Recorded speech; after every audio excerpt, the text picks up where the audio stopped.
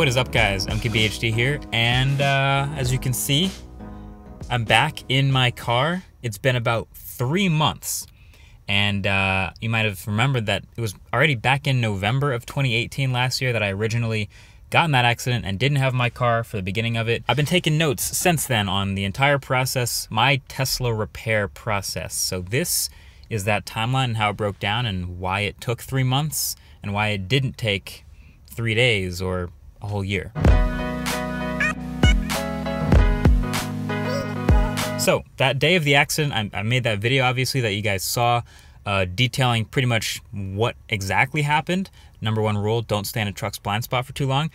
So after that happened, I towed my car, or got it towed to the Tesla service center nearest to me in New Jersey. Now, Tesla service centers, they don't do body work. They do other types of repairs and technical problems and troubleshooting and things like that. But they would hold on to it until I could tell them what body shop to send it to, because obviously this needs body work. And this is usually the part where if you have your insurance would get a rental car for you to drive.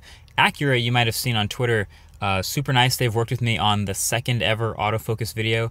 They reached out to me before I even had the chance to get the police report so I could give it to the insurance so that I could get a rental car.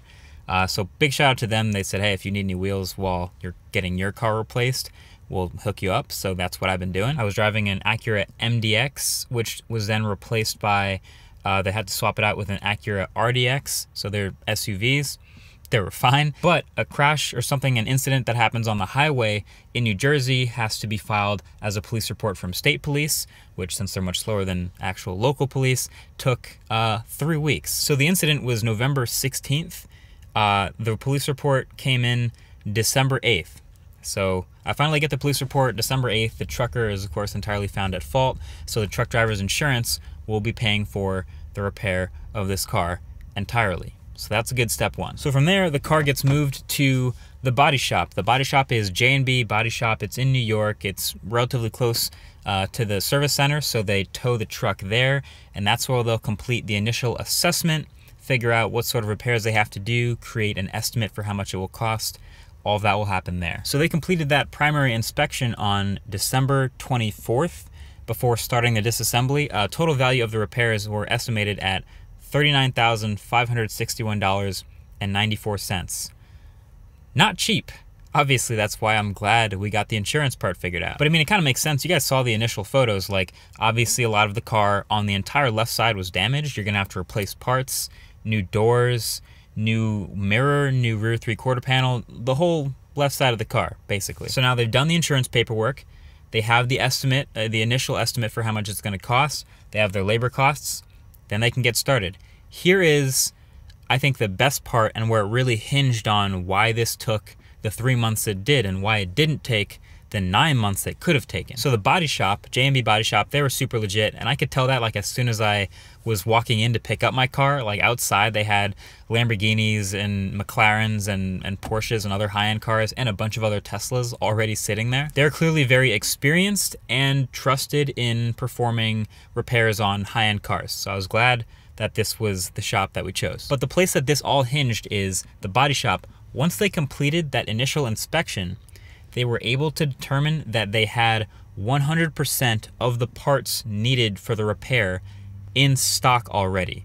So the doors, the side panels, all the sort of things that needed to be replaced, they had them all in stock. But that was no accident. So the key here is, so Tesla has what you call a certification program, similar to like Apple might have a certification program, they do. And so the key, you can take your Tesla to like any body shop you want, theoretically. Like you can take your iMac to any computer store you want to get repaired. But what you'll want to do is take your Tesla to a Tesla certified body shop for that repair. Those body shops have the connection to order official parts from Tesla. They have the tooling and the expertise required to do a complete undetectable repair the way Tesla would do it. In theory, you could go to somewhere else, but you wouldn't have that same experience. So this body shop, J&B, they are an Aston Martin certified body shop and a McLaren certified body shop. And you can check out all these other badges they have on their toolbox. So they have the tooling and the specialization to handle these, including Teslas. And like I said, there were some Teslas that were already there along with Apollo getting repaired.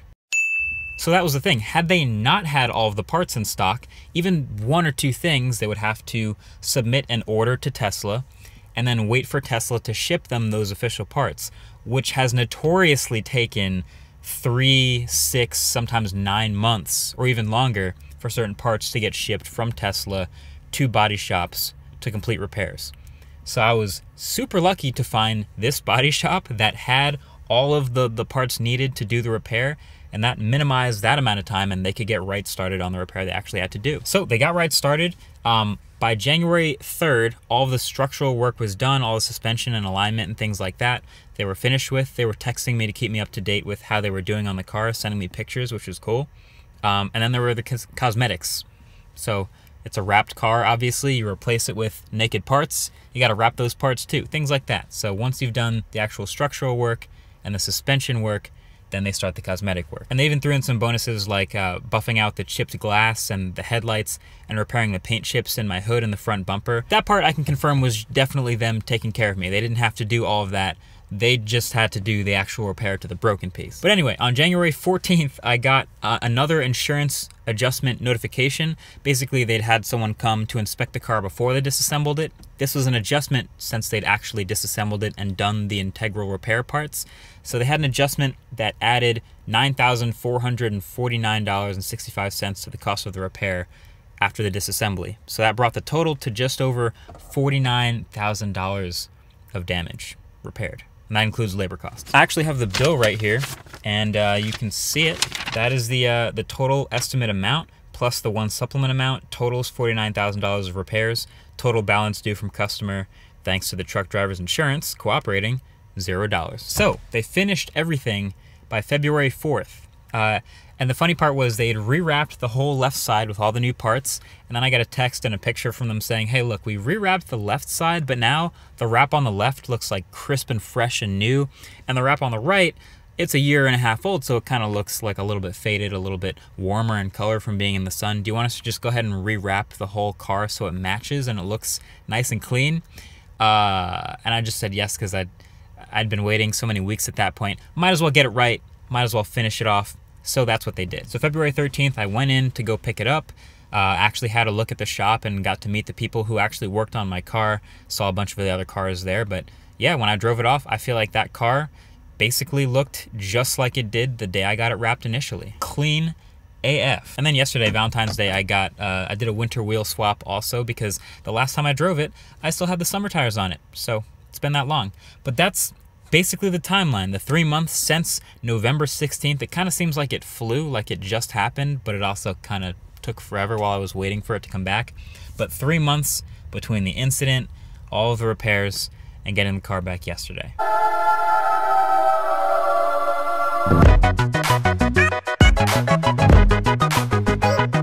I've learned a couple things. One is that I really do like the electric car experience more than the gas car experience. And this is no offense to gas cars, obviously. I don't know who'd take offense to that. But like at a certain point, I was actually getting like disappointed that I would wake up and the car wasn't at 100% refueled overnight like an electric car would be. Still have to go to a gas station. And also I was that guy that like got out of the car and then realized it was still running and had to get back in and turn it off before leaving. Because obviously with these electric cars, you put it in park, you get out and it's off, you're done. You walk away and it locks. So just those little things, like I really appreciate those things all over again. I think my advice that I can offer to people who are in maybe a similar spot that I was, if you're looking to decide where to get your car repaired, number one, definitely pick a certified body shop for the possibility of a better experience. Number two, if you can, try to call the body shop or get in touch with them and figure out if they have parts in stock. And if they have the parts that you think will be in stock. Maybe you got a fender bender, ask them if they have the front bumper in stock, things like that. Because that made a world of a difference. I could probably still be waiting here halfway through that repair process if I'm still waiting for Tesla to send parts. But yeah, that's pretty much it. I hope you guys are able to learn from my experience, from what I've gone through in the past couple weeks. But I am so glad to have this back and to be driving it daily. And I'll hang out in the comments and talk with you guys on Twitter, as I usually do, about this sort of follow-ups to the story. There's going to be differences now with selling this car and with getting different. I mean, you don't want to sell a repaired car the same way as just a regular used car. So there's all kinds of future updates that will come from this, and we'll be in touch about that. But until then, that's everything I got. Thanks for watching. Talk to you guys in the next one. Peace.